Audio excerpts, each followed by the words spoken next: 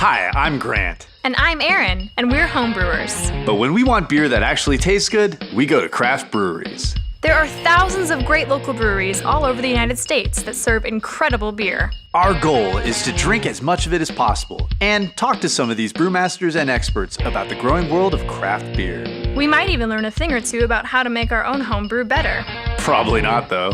All we know is this craft beer isn't gonna drink itself. So join us on Crafty.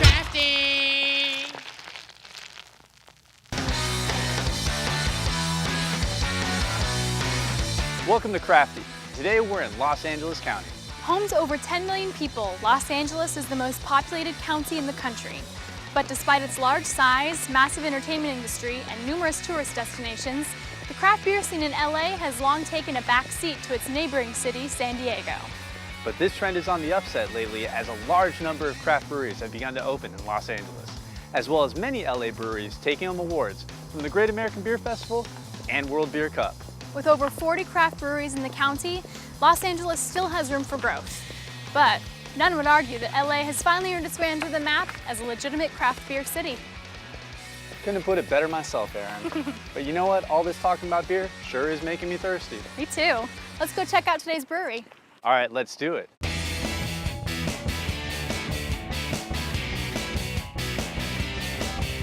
After me, right? Nope, I always come first. I like the sacks hanging off the roof. This is a great place for a date until you said that. I love the inside. Look at that artwork. That's amazing. It's very like French country. I like it a lot. Beautiful, very pretty. Paint me like one of your French girls, Erin. Okay. And look, they got the bright tank sitting right here by the bar. It's very excellent. Oh, and our audio mixer Scotty. is... Yeah, there he is.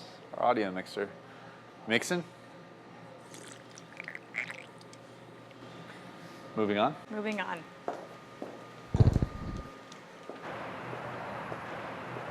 Oh, lovely. That's a heck of a view. The mountain is nice and shiny today. The California oaks are dripping with dew. Isn't Serena gonna give a tour soon? Oh yeah, let's go meet up with her. We should glom onto it. Okay. I'm going to ask that you step carefully over the hose. Everybody say hi to Dave and Fletcher. Dave is our brewmaster. Fletcher is his keg monkey. So how many of you have homebrewed, have done any kind of brewing before? I know that guy has. We brew all of our beers on site. All Ladyface beers come out of every single one of these tanks that you see here. This is a 7-barrel brew house, which is probably the smallest before you go to the nano size. Founded in 2007, Ladyface Ale House specializes in French and Belgian styles of beer. They're classified as a microbrewery, which means they produce less than 15,000 barrels or 465,000 gallons worth of beer annually. They are also a brew pub, which means they sell at least 25% of this beer on site in their tasting room. Serena then began to explain the brewing process, which of course we're all more or less familiar with. But in case you're not, here's a quick primer. Grains, or mash, are steeped in hot water in the mash tun, which creates a hot sugary liquid called wort, which moves into the boil kettle, where the hops are typically added.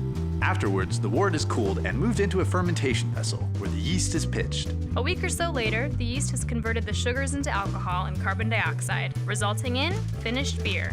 But you already knew that. So let's get a beer and talk to Serena. So tell us about what we're drinking here. So this is Palacamato. It originally started as a once-a-year brew, and we've turned it into a year-round, one of our flagship beers. It started as a pale ale. We wanted to lighten it up a little bit and make it a little more sessionable, so now it's kind of been packaged into a session IPA. So how long have you been up here in Agora Hill? Oh, well, we opened in 2009, so Okay. we're coming up on our 5th year now. We live here. It's our local scene, so we wanted to stay close to home and build it in our own community. The inspiration obviously came from the mountain, Ladyface, and when you name your brewery after the geographical landmark, you can't really take that mountain with you into the city. Have you ever tried the Ladyface Challenge? Which is? It's where you drink a pint of Ladyface IPA, climb the mountain, come back, drink another pint. I just take the growler up to the top with me. Maybe we should do that.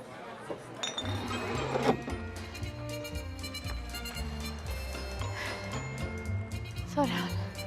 I run 1.5 miles every day. That is disgusting. I'm gonna catch up to you. I'm gonna kill you.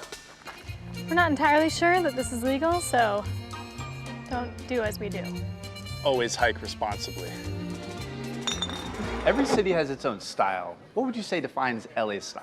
LA to me is made up of a lot of little neighborhoods, you know, communities. So everybody's doing its own thing in its own little neighborhood, and that's what makes LA great, is it's so diverse. And the problem is, you know, it's largely a martini town. You know, everybody still likes their cocktails, so.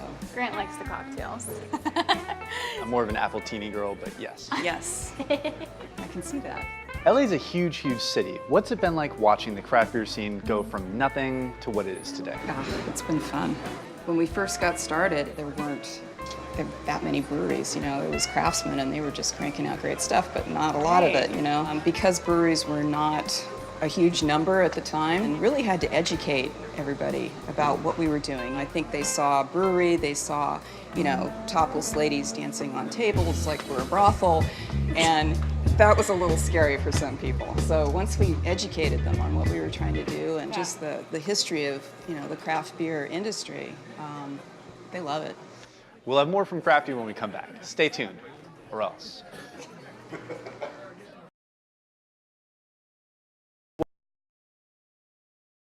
Welcome back to Crafty. We're here with Serena in the brew house, but before we get going, let's check out this short clip about the history of beer. Many historians believe the first fermented beverage dates back to around 9000 BC, probably in China. Initially, it was most likely an accident. Maybe some rice farmer left his grains in a clay pot, it rained, and then wild fermentation turned it into some gross boozy rice oatmeal sludge. But once people figured out that you can make alcohol on purpose, we never looked back. Some experts even speculate that millions of years ago, our ape ancestors got into the habit of eating fermented fruit off the ground, which led to the development of the enzyme which breaks down alcohol in modern-day humans. But the first beer-like alcoholic beverage made with barley comes from the Middle East. The oldest known brewery was discovered in the Egyptian city of Hierakonpolis, dating back to at least 3400 BCE. The brewhouse there could produce at least 300 gallons or 9.6 barrels of beer per day. Beer was largely considered the working man's drink, while wine was a drink for the ruling class. So wine people have been snobs for at least 5,000 years. The Egyptians enjoyed multiple different varieties of beer, believing the god Osiris to be the creator of the beverage, and it was also used as medicine and considered an important part of everyday Egyptian life.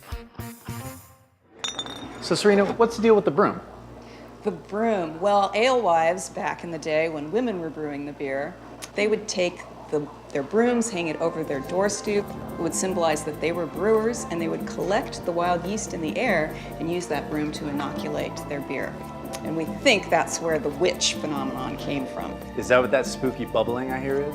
Well, that's just yeast burping and farting into a bin. Excellent. No, really, a solution of sanitized liquid so that we don't introduce any bacteria up into the tank that we don't want. Is that safe to drink? No, it's iodine liquid. I like iodine. I'll try. I'll sip it. No, really. I'm all about brewery safety, so no drinking sanitizing liquid. All right. Speaking of women brewing, it's kind of been their job since the dawn of time. And then we saw it shift back towards a man's game near the Industrial Revolution. What's it been like, your experience being a gal in this boys' club? Not a problem at all. I think it's a great community, and I've never had any barricades. So Serena, what would you say makes Ladyface's beer unique? Well, I think it all starts from brewing what you love, and we love Belgian and French farmhouse ales here. And Dave loves his hops, for example, so we rock some IPAs here. We've got a great barrel aging program going on right now. Great. And it seems like your community loves them as well. Yeah, no, and it's, you know, converting, we were talking about women and building your consumer base. You know, I really had to reach out to the women locally, because women will think about, ooh, I don't want to touch a beer. But I wanted to empower them to have the confidence to reach out and discover for themselves. So the first thing I started was kind of a social club. Ladies at Ladyface does that, and every month we meet and I introduce some new topic, whether it's hops or Belgian beers. Yeah, it's a lot of fun. Do you have a lot of brewers in that group, or is a lot of women that don't really know that much to begin with? It's been kind of fun because some of them have started home brewing, Yeah. and some of them now are working for breweries. So it's been a growing technique for a lot of people. Great idea. But no boys allowed? No boys allowed. Okay. Well, I'd like to try some boiling hot wort. Sure, if you want to. I do.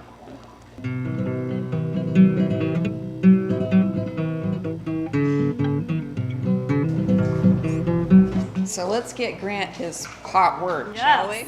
Yeah, what kind of ingredients are we playing around with? We are looking at probably some Patagonia Special with hot water. Might not right, be Grant. as hot as we thought. Drink up. Double fisting. Just like my college days. Chug it. You got yourself into this mess. Chewy. A nice refreshing glass of oatmeal. He has a mouthful of grain. Well, this is very entertaining, but is Dave around? What's our brewmaster doing? Well, he'll be here shortly to start moving some beer around. Chug it. It's hot. Chug it. Don't chug it. Listen to me, Grant. You do like a tank sample. That's always like the brewery shot. Yeah. Of like this is our Chaparral Saison. That's one that we keep in-house. It is kind of a popular beer, but we make a small amount of it. Right.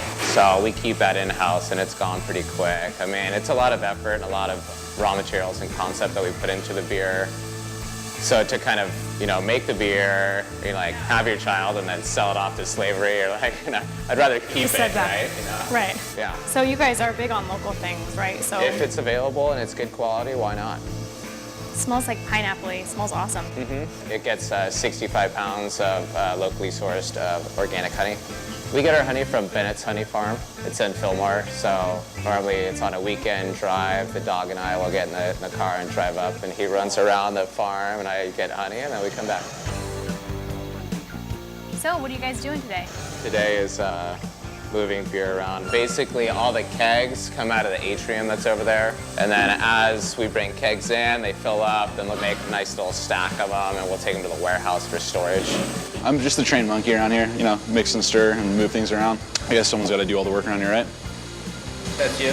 Yeah, I guess so. I mean, Dave's just back there goofing around, having fun with the camera. So tell us about the barrel warehouse. The barrel warehouse is north of us in Newbury Park. We currently have 132 barrels now. Within that, there's a sour side of that program. A lot of those things take a long time. The trebuchet that we're racking out a tank right now, today's the end of a 2.5-year process, so that Wow. started in the early 2012. That's amazing. So normally when we start that process, after like 2 months, we'll taste it again. And then after 2 months, we could taste it again. And by doing that in like a time sequence, you could build a baseline and kind of track how fast it's moving. That teaches you patience for sure. Yeah, right? That's how you know you're a good brewer though, is if you can, anticipate It's the also end. advantageous to not have it here because then we're not staring at it. Yeah, I had like a homebrew in my closet for 2 weeks and I was like, I have to drink it now. Yeah, today's the day. It's tasty beer. I think when you guys try it, you'll like it. Yeah. It's different. It sits up behind you. That's so sad, it's wasting. Keg's full. Can you get me another keg, Aaron? Yeah, let's get some kegs. These boots were made for kegging. Oh, much lighter than I remember.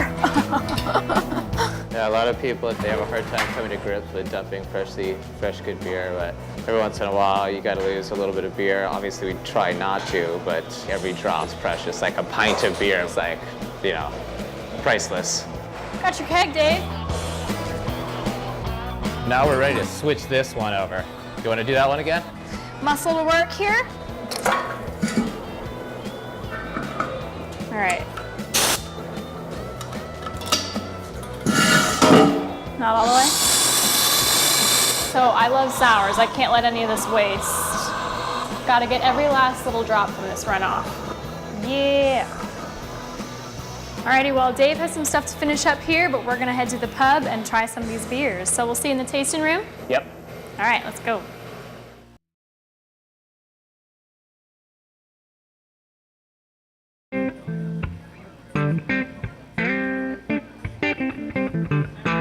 Hey gang, welcome back to Crafty. Why not we try drinking the beer? All right, Dave, what am I looking at here? This is a pretty intimidating flight. Oh yeah. So we're gonna start just like a food flight or a wine flight. We wanna start with kind of subtle flavors and kind of build to bolder flavors. So we're gonna start with La Blonde. It's a Belgian style blonde ale. It's 5.5%, and ultimately the philosophy with this beer is it's just a very kind of easy beer to get into, I would say. It's a good kind of crossover beer for maybe non-craft beer drinkers. Really drinkable, refreshing. That's what Scotty's drinking too, right, Scotty?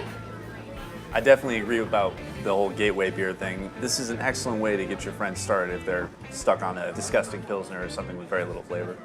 Next is the Crafty Triple. Actually, it's very similar on paper to the Blonde, the first beer that we had, but it's a lot bigger, and we do put some late edition hops in that one. The alcohol is a lot more, so the 5.5 on the Blonde, it goes to 8% on the Crafty Triple. Same exact grain bill, just everything bigger, you know. There is a little bit of fruitiness to our Belgian beers, but we try to subdue that a little bit. A little bit of fruitiness is good, but not too fruity. That's what my dad keeps telling me. So the next one is Palacamado. It's a session IPA. It's 3.8% alcohol, so very light. You could have a few of these in the afternoon and still maybe get some yard work done. I love that smell. Yeah, it still has some hoppy characters to it. You know, with a low alcohol beer like that, we still want a flavorful beer and not have it taste kind of watered down. So we could pick up some of the body by using a dextrin malt, which is basically a low color barley, but it provides a lot of structure and body. Yeah, these new session IPAs seem to be quite the thing nowadays. I think everybody and their mom has got one coming out. It's a good introduction to IPAs too for people that wouldn't normally choose an IPA at first. So what do we have next? Next is Chesro IPA. This is our double IPA. It's 9.5%, and all the subtleties that we were dealing with in the first few beers are now gone. This is a pretty aggressive beer. The philosophy with this beer is to not make a bitter beer, so we de-emphasize bitterness and re-emphasize flavor and aroma. We do a mash hop, a 60-minute hop. 3 different hops go in for our 20-minute flavor hop, and then we put in also 3 different hops at the end of boil, which really intensifies aroma, and then we dry hop also, and then we'll actually hop in our serving tank. So there's some hops. Yeah.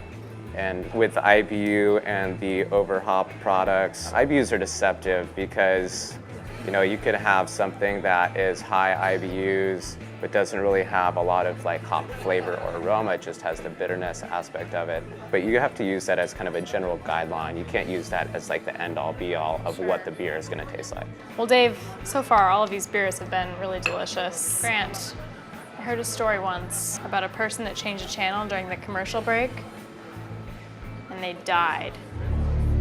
We'll be right back.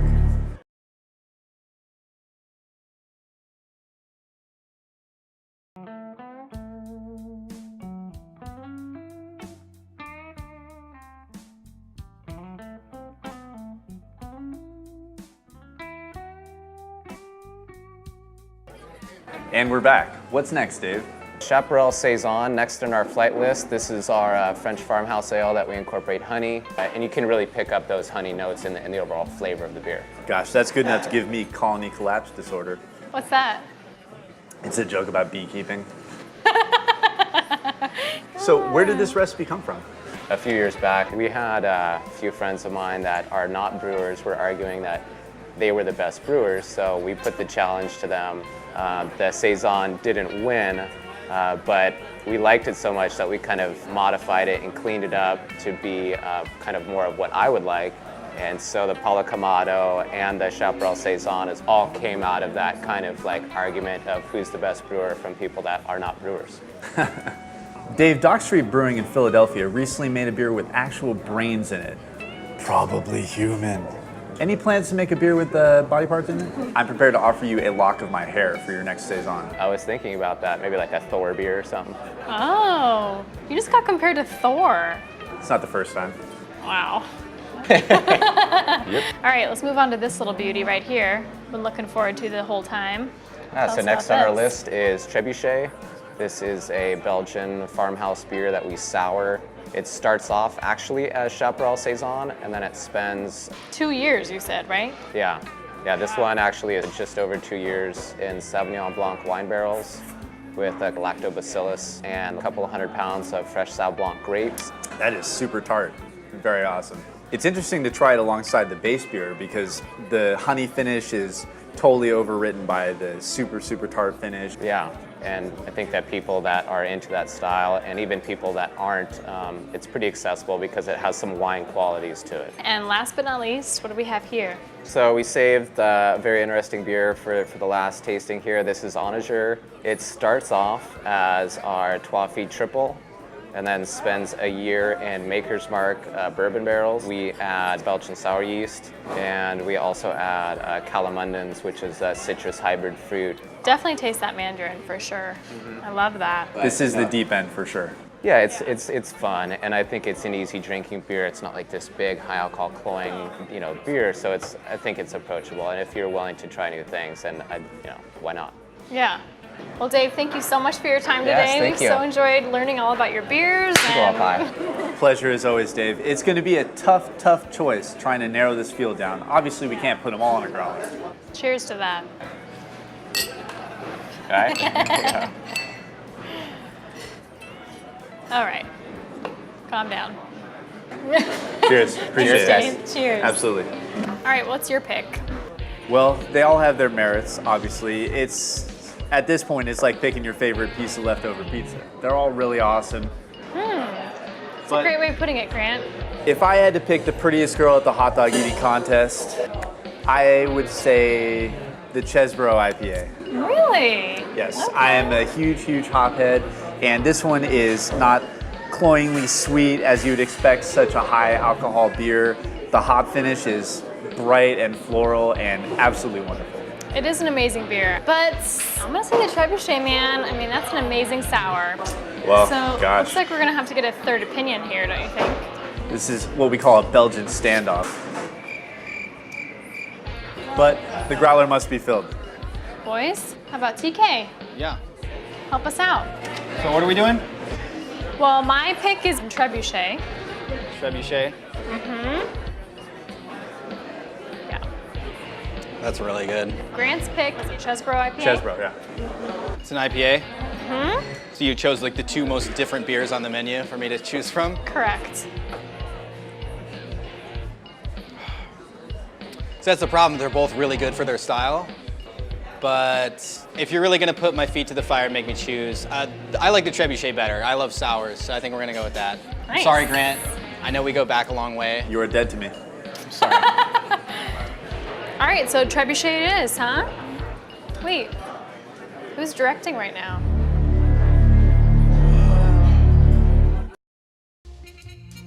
Hey, Fletch. What's going on? Where's Dave at, buddy? He told me to get some of my homebrew and bring it by. This one just finished up aging. It's like a stout Berliner Weiss, basically. Or kind of like a Kolsch, nice refreshing Kolsch. It's a perfect, beer for the beach. A good beer to bring to somebody's dad the first time you meet him. Yeah. You want to give it a shot? Right on, yeah, we can hang on to it for a little bit. I chose a bottom fermenting yeast.